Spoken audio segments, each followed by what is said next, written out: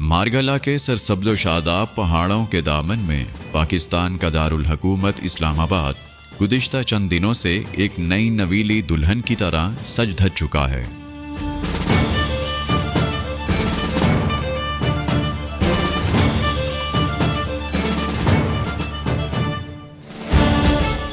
چہار سو اس خوبصورت شہر کی شاہراہیں اور عمارتیں رنگ برنگے برقی قمقموں سے چمک رہی ہیں۔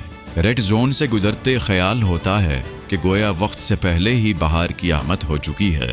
یہ جشن نوروز یا کسی قومی تہوار کا موقع نہیں، بلکہ شنگھائی تعاون تنظیم کے 23ویں سربراہی اجلاس کی تیاریاں ہیں، جس کی میزبانی پاکستان کرنے جا رہا ہے۔ یہ اجلاس 15 اور 16 اکتوبر کو منعقد ہوگا۔ اس اجلاس میں چین، روس، بیلاروس، وسط ایشیائی ممالک ازبکستان، قازقستان، قرغیزستان اور تاجکستان کے وزرائے اعظم شرکت کریں گے، جبکہ ایران کے نائب صدر اور بھارت کے وزیر خارجہ بھی شریک ہوں گے۔ دو روزہ اجلاس کے لیے اسلام آباد میں سیکیورٹی کے سخت انتظامات کیے گئے ہیں اور 17 اکتوبر تک شہر کی سیکیورٹی پاکستانی فوج کے حوالے کر دی گئی ہے۔ اسلام آباد اور جڑواں شہر راولپنڈی میں 3 روز کے لیے عام تعطیل کا اعلان بھی کیا گیا ہے۔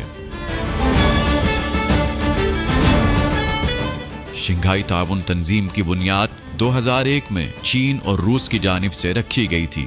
اس اجلاس کے اراکین میں چین اور روس کے علاوہ Uzbekistan, Kazakhstan, Kyrgyzstan, Tajikistan, Pakistan, Bharat اور ایران شامل ہیں۔